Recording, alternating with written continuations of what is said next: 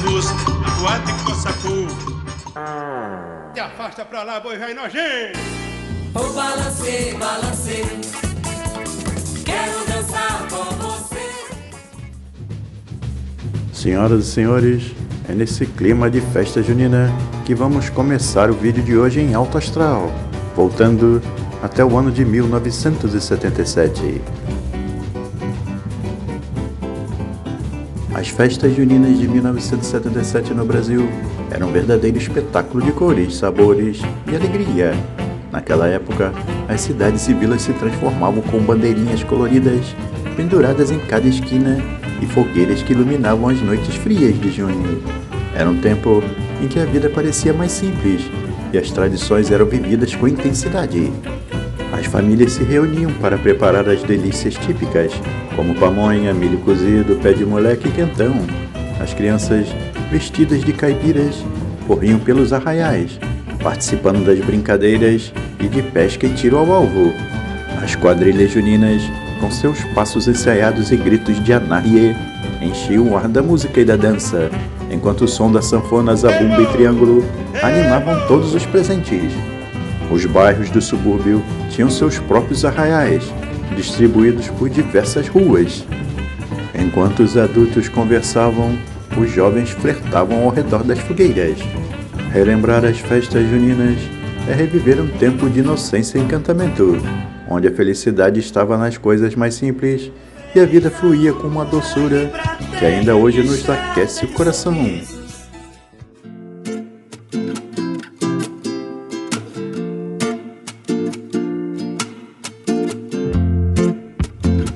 O Brasil de 1977 foi um ano de contrastes, marcado por acontecimentos significativos que refletiam o contexto político, econômico e cultural do país.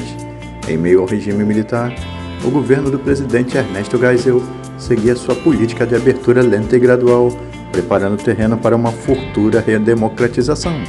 Na economia, o país ainda colhia os frutos do milagre econômico, embora já começassem a surgir sinais de crise. A inflação e a dívida externa preocupavam, mas ainda havia um sentimento de progresso e desenvolvimento impulsionado por grandes obras de infraestrutura e projetos industriais. No futebol, o Brasil continuava a brilhar, com jogadores como Zico e Rivelino encantando suas torcidas. Em 1977, o Corinthians quebrou um jejum de 23 anos sem títulos, conquistando o Campeonato Paulista em uma final histórica. Em meio a esses fatos marcantes, o cotidiano do brasileiro era repleto de desafios e esperanças.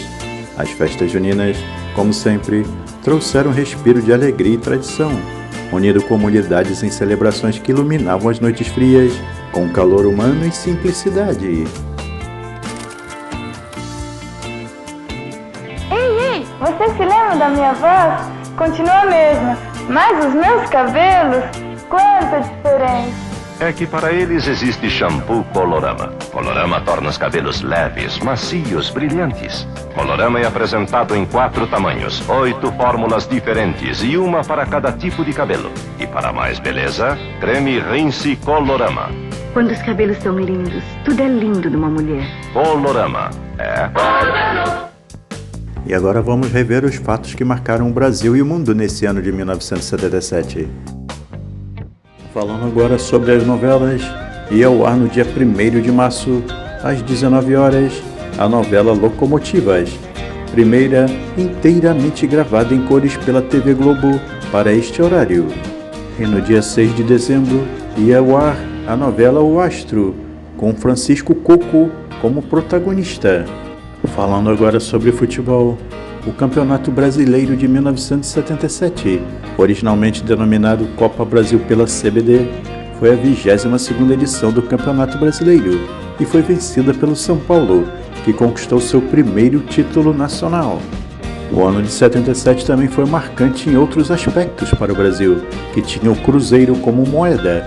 O divórcio foi regulamentado após o presidente Geisel sancionar a lei no dia 26 de dezembro.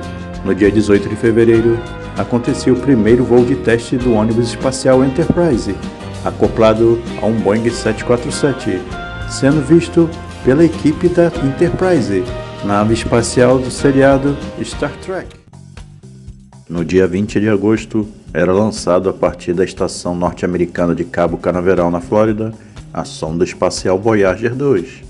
A sonda viria visitar Júpiter em 79, Saturno em 81, Urano em 86 e Netuno em 89.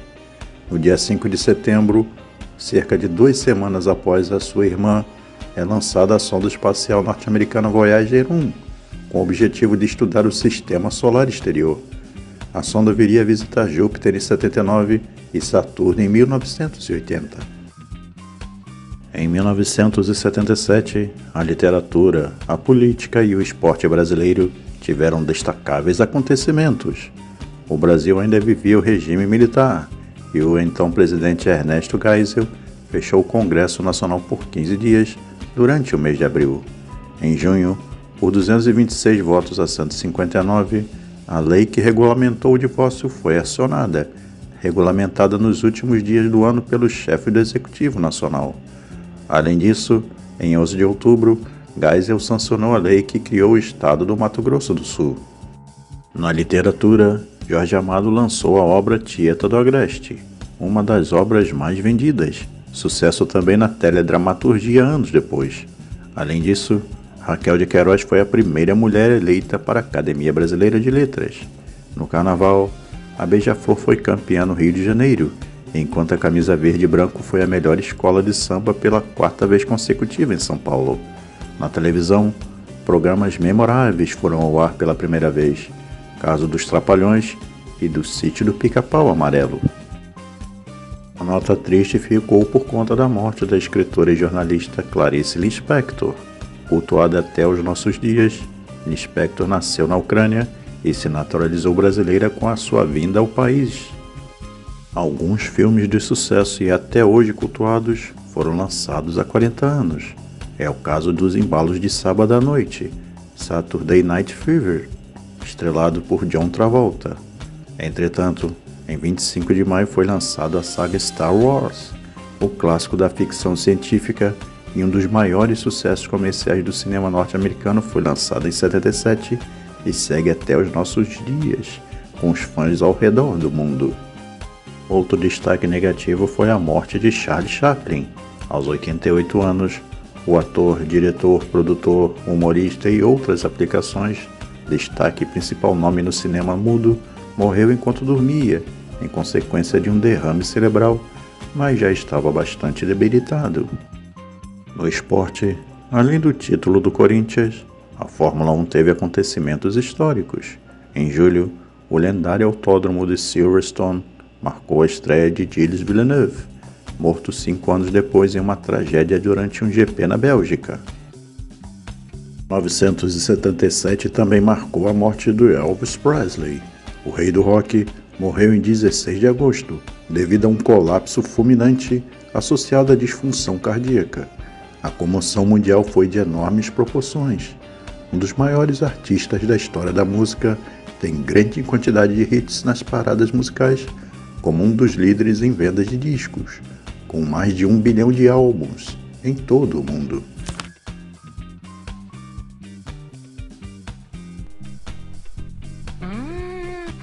Como é gostosa essa linguiça com S!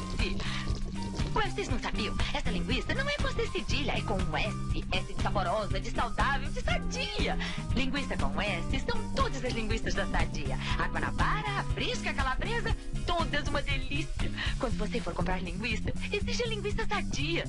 Linguiça com S. Ui! Linguiças com S são todas as linguiças da Sadia. Eu consegui fazer 10 km e 60 metros com 1 litro de gasolina no Ford Maverick. 9,375 por litro, não houve maior dificuldade. Ficou provado, com 1 litro a gente perfaz quase 10 quilômetros. Fiz 9,94 quilômetros com 1 litro de gasolina comum. Sensacional, eu não esperava, consegui fazer 10 quilômetros, 130 metros com litro de gasolina. Estes jornalistas testaram o consumo do Ford Maverick. Se alguém perguntar quanto o Maverick faz com 1 litro de gasolina, eles sabem responder. E você, já testou um? Em novembro de 1977, na linha 78, a grande novidade era a chegada do Corcel 2. Agora maior e com uma carroceria totalmente nova, ele já enfrentava dura concorrência de novos modelos no mercado nacional, como o Volkswagen Passat, o primeiro Volkswagen refrigerado a água e o Chevrolet Chevette. A plataforma mecânica era praticamente idêntica à do Corsair 1, com motorização, transmissão, direção, suspensões e freio apenas recalibrados para a nova carroceria, que estava mais pesada e agora disponível somente com 2 portas. 1977 também marca a chegada do Miura, um modelo esporte feito em fibra de vidro, em pequena série e com as linhas em forma de cunha. Após alguns facelifts nos anos 70, a variante passou à nova geração em 77, denominada Variante 2. Seu motor era de 1.600 cm3, montado na traseira, mas tinha como diferenciais a suspensão independente tipo McPherson na dianteira e suspensões independentes na traseira, originalmente um projeto Porsche não usado na Alemanha. Na Fiat, o Fiat 147L de luxo, única versão disponível na época, já estava sendo oferecido como novidade nas concessionárias. Com essa configuração 1050, inicialmente exclusiva para o mercado brasileiro e posteriormente exportada para a Europa, o 147L entregava 56 cavalos de potência bruta. Na Chrysler, em 1977, mais para a linha 78, o Dodge Polara ganhava uma nova frente, com 2 grandes blocos ópticos quadrados, novas lanternas traseiras e o brasão de leão presente na grade frontal. Além disso, o carrinho da Dodge ganhou o título de carro do ano pela revista Autosport. Na linha Chevrolet, a primeira versão do Chevette, conhecida como Chevette Tubarão, se despedia no ano de 1977, ganhava uma nova frente a partir de 1978. Em relação ao ranking de vendas, o Toyota Bandeirante foi o modelo que mais cresceu em 77, com 85% de crescimento frente ao ano de 76, seguido do também novato Puma GTE, ou Puminha, com crescimento de 52%. Logo em seguida vinha o Volkswagen Passat, que completou o pódio triplo da Volkswagen, ao lado de Fusca e Brasília, que teve o crescimento de 49%. Em sexto lugar, o novato Fiat 147, com 64.297 unidades. Em quinto lugar, o Chevrolet Chevette, com 67.431 unidades vendidas. Em quarto lugar, com uma pequena vantagem, o Ford Corcel, com 67.766 unidades produzidas. Em terceiro lugar, o novíssimo Volkswagen Passat, com 74.756 unidades vendidas.